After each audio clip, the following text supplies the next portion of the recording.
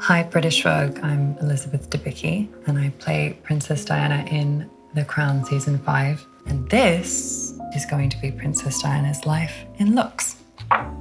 Famously, this is the engagement photo, announcing their engagement, which is obviously the official protocol. Emma did this in Season 4. But of course, I have this memory of learning about all of these outfits from the 80s. She talks about being extremely nervous and not knowing what to wear, because how would you know? I think she went to Harrods with her mum and they picked this off the rack. I don't think it could be any more blue, but obviously it's matching this enormous engagement ring. I guess she took it off before she did the dishes.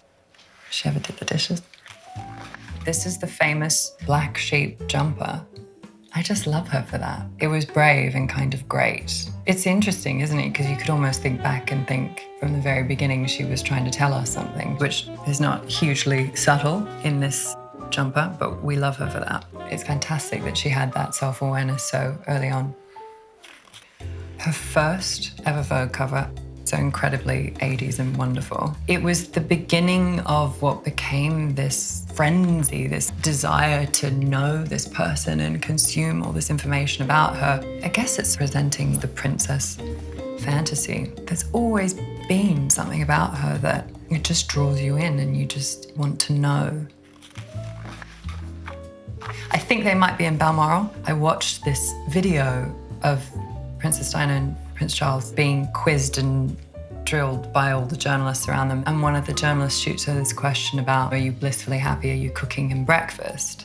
And she's so quick and she says, I don't eat breakfast. And it's brilliant. She's so smart. She's already so savvy. And she's now in the firm. So she's doing this tweed suit. She's made it her own. She's following the rules, but she's slightly skewing them so that they look better on her, so that she looks fantastic all the time.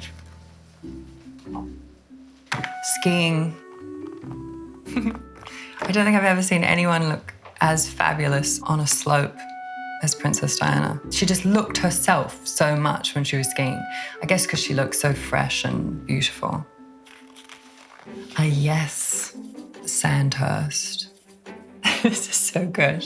It's incredibly thematic that she's going to a military parade. She knows that it's on the nose, but she kind of is enjoying it at the same time. I mean, it's kind of outrageous and wonderful. I can't really think of anyone else who could ever pull off this look. When you are photographed as much as she was, and you have an inherent sense of play and fun, which she did, eventually you're going to stop people-pleasing and you're going to start doing things for yourself. I just feel like she's laughing very much on the inside.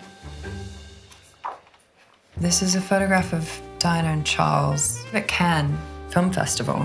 There's such a contrast between the energy that comes out of this photo, just beautiful and radiant she looks, in comparison to what I found out was actually happening in her personal life, something that had happened to a bodyguard that I think Diana admitted that she was quite close to. This is a person who has had to learn that most people would not be capable of that degree of being able to perform happiness, really.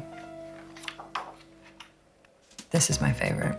This is what I think we think of when we think of Diana in the 90s. The cowboy boots are incredible. We had these remade. I was obsessed with them. She was probably the first royal to ever wear a baseball cap in public. Just to see a royal off duty and make it so cool. I think it's so much the sense that she made all the choices herself, that she sort of wakes up in the morning and she says, this is what I'm going to wear today. And I don't really care if it's not allowed. The British Lung Foundation and actually a few of those organizations remade them for us, which I found very moving, actually. This look was all of them going to a wedding. When you look at the boys and you think having to wriggle them into suits, I don't think that would have been an easy task, but they're incredibly well behaved. She was obviously good at hats and the leather gloves too. I mean, it's just so chic.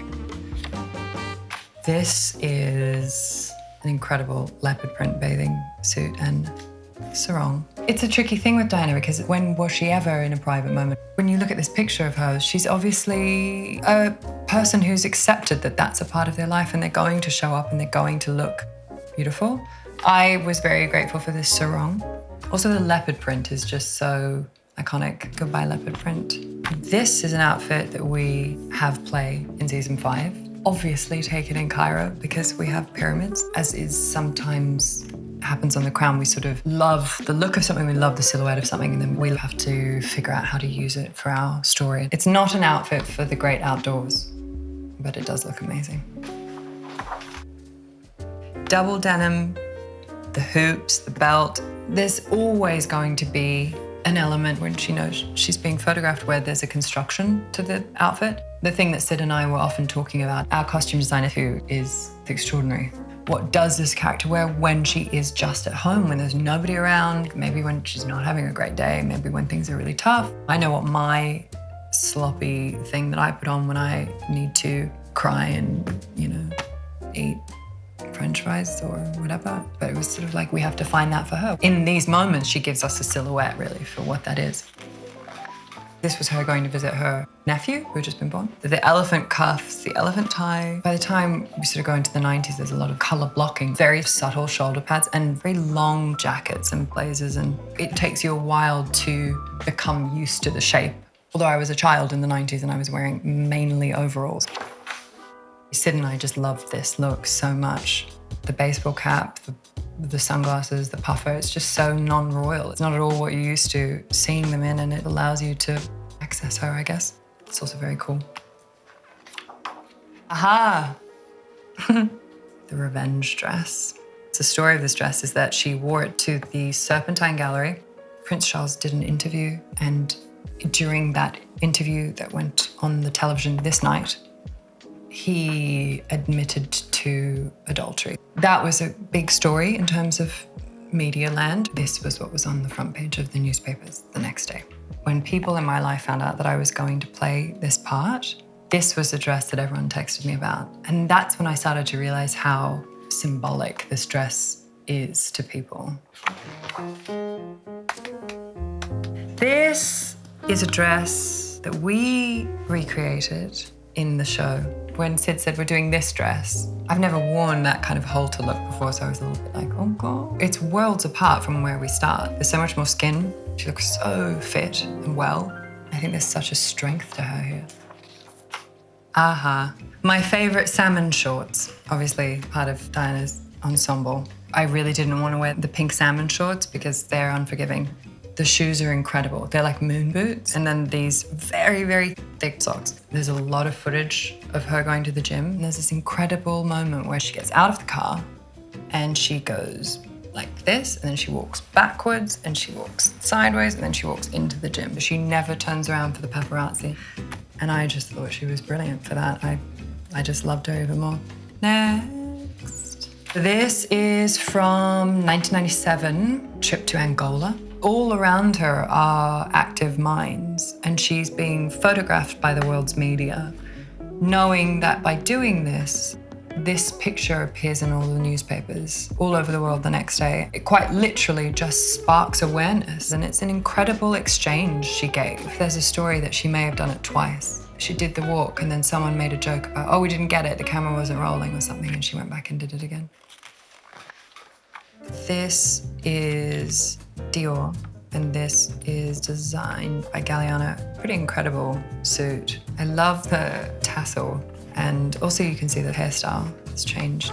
At this point and earlier, Diana was wearing a lot of Dior. It just suited where her style had evolved to. I think it was just very sleek and strong, and obviously then there was also the Lady Dior bag. I believe she just started using so much that they named it after her. This is the posthumous cover of British Vogue. I just love this photo. She's so free and she's so here. This is something that Princess Diana, I think, could do, is really speak to people through the photographs that were taken of her. She could really convey a lot. She went through a tremendous amount in her life, and then I think when these photographs were taken, she was really coming into being her own person. You can see that in her face, and then boldness of the dress. Very little jewelry, there's no engagement ring there. I think that Princess Diana gave us a lot of fashion moments that now recur. Yeah, there's not many people who have done that in the history of fashion, and she's one of them.